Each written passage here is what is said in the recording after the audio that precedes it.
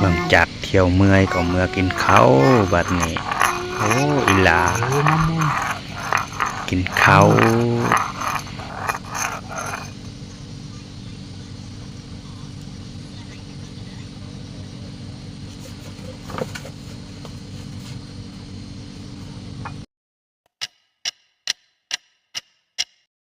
3 hours later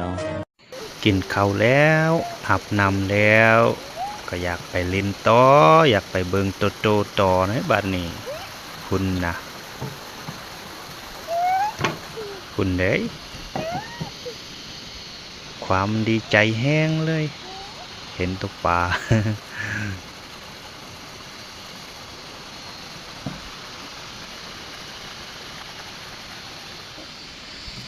ย่างไปโละไปบ่หยุดบ่เศร้านำจนเมื่อยเลยคุณนะความดีใจ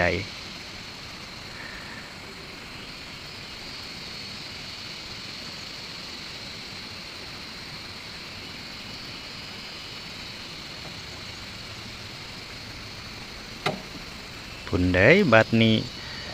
เมื่อเพิ่นเห็นสระลอยน้ำพุ่นเพิ่นก็อยากอาบบัดนี้พุ่นเขาก็ดึงกลับมาเบิ่งโตโตพี่บ่อาบ พุ่นนะ